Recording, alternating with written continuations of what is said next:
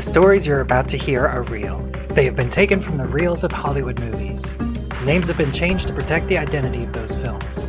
This is not true crime. This is real crime scenes.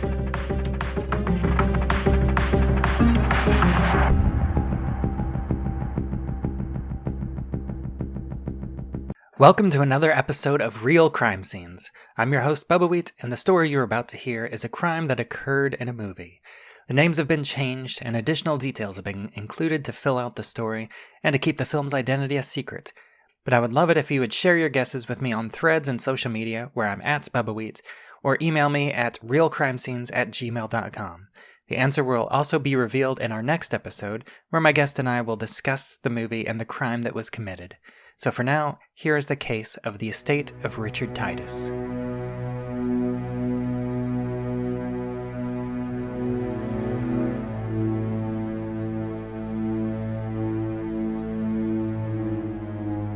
July 27th, 2019. Richard Titus was a wealthy landowner in western Texas. He was 80 years old and finally retiring from his oil business that he had been running for the past 40 years. That day, he had a big retirement party with all of his co-workers, his extended family, and his 31-year-old girlfriend, Gabriella. The next morning, he was found dead, with a single gunshot wound to the head, a gun still in his hand. Was it a suicide or something far more sinister?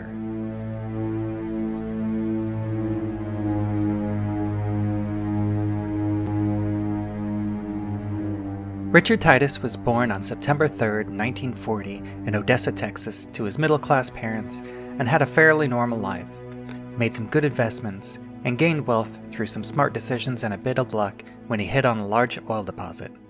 He married his college girlfriend Anna in 1968, and shortly after that they had their first daughter, Emily. His family continued to grow with their first son, Neil, and eventually their youngest son, Roy. Emily eventually married a man named Brad Carey, and they started a successful logistics business together and had a son, Mark. Neil moved out to California and married a woman named Gwen. Together, the two of them had a daughter, Margaret. Then, in 2004, Neil passed away from a sudden heart attack. Gwen struggled for several years, but recently started making and selling her own cosmetics.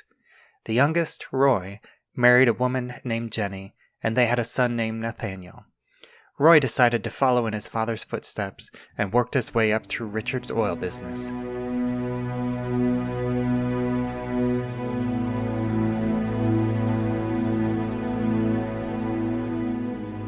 Richard Titus was born on September 3rd, 1940 in Odessa, Texas, to his middle-class parents and had a fairly normal life, made some good investments, and gained wealth through some smart decisions and a bit of luck when he hit on a large oil deposit. He married his college girlfriend Anna in 1968, and shortly after that they had their first daughter, Emily. His family continued to grow with their first son, Neil, and eventually their youngest son, Roy. Emily eventually married a man named Brad Carey, and they started a successful logistics business together and had a son, Mark. Neil moved out to California and married a woman named Gwen. Together, the two of them had a daughter, Margaret. Then, in 2004, Neil passed away from a sudden heart attack. Gwen struggled for several years, but recently started making and selling her own cosmetics. The youngest, Roy, married a woman named Jenny, and they had a son named Nathaniel. Roy decided to follow in his father's footsteps and worked his way up through Richard's oil business.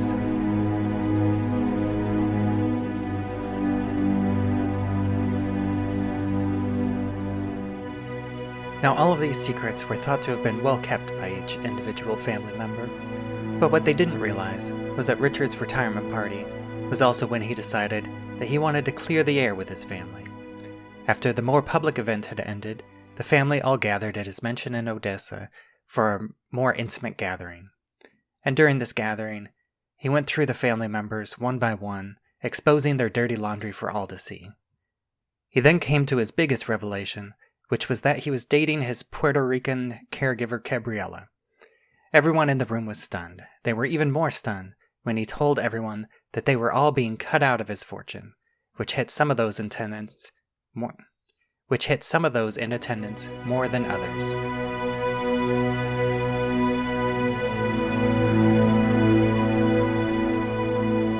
Now let's go back a bit and start with Emily and Brad Carey. Emily was Richard's oldest daughter, and for the most part, the two of them actually had a decent relationship with each other. Emily and Brad had their own business, which they initially started with a loan from her father, but it had been running successfully for many years now, and while Emily wasn't in the need for any more of her father's money, her son Brandon had been more or less living off his grandfather for the past several years, and after being cut off from his parents. But what Emily didn't know was that for the past several months, Brad Carey had been having an affair with his secretary. All of those long days at work and business trips were hiding much more than Emily had ever suspected. But Richard had caught wind of this affair and shared photographs to expose his son-in-law for the cheater that he was. Brad was furious when the photographs came out and stormed out of the mansion.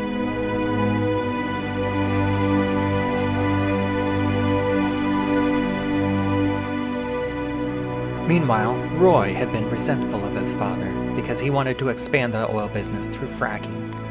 But Richard had been extremely opposed to the practice, and during his retirement party, he announced that he still had influence through the major shareholders and would make sure that they would never approve of a plan to move to fracking. Roy was frustrated that even after his father retired, he would still be living in his shadow at work. And Gwen, she had been using an insider to funnel money from the family company to herself in order to keep her failing cosmetics company afloat.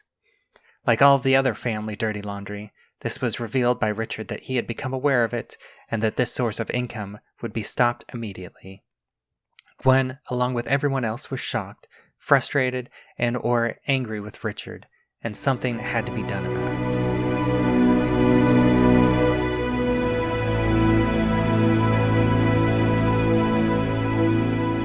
But there was one secret that Richard had not revealed that night, a secret that was known only to himself and his Guatemalan girlfriend Gabriela, and that was that he had not only cut his family off from his fortune now, while he was still alive, but he had fully cut them off once he passes away, and Gabriela would now inherit the entirety of his fortune after his death. But what Richard didn't know was that Gabriela didn't want to wait for him to die of old age, and instead she decided to help him along.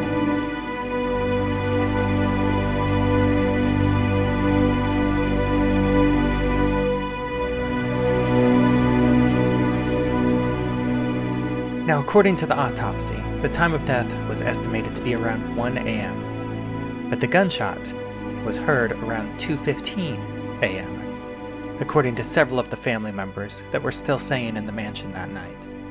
Gabriela was seen leaving the mansion close to midnight to stay with her Brazilian family, so she was initially ruled out as a suspect. But the autopsy also found bruising around the neck of Richard, indicating that he may have been strangled to death, and yet there was also a toxicology report that showed unusually high levels of morphine that could have brought about an overdose.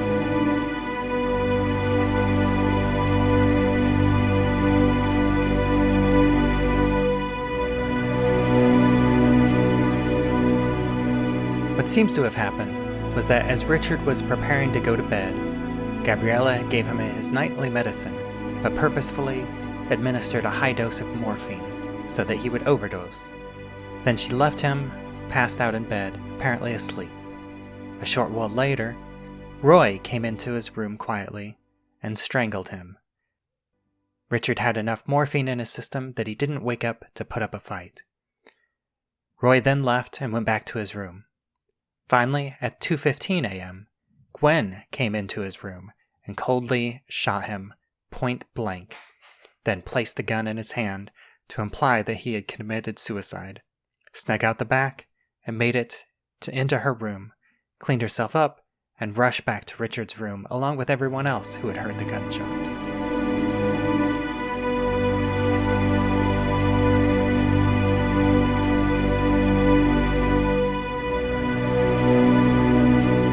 Does this story seem too incredible to be true?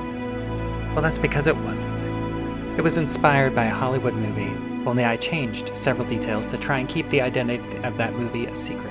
If you think you know what movie this story was from, tag me on social media where I'm at Bubbawheat, or send an email to realcrimescenes@gmail.com, And if you are one of the first to guess correctly, I'll give you a shout out on the next episode. And remember, this isn't true crime, these are real crime scenes.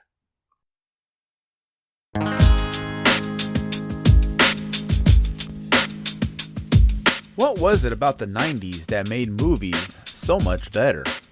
How much of an impact they make during that decade?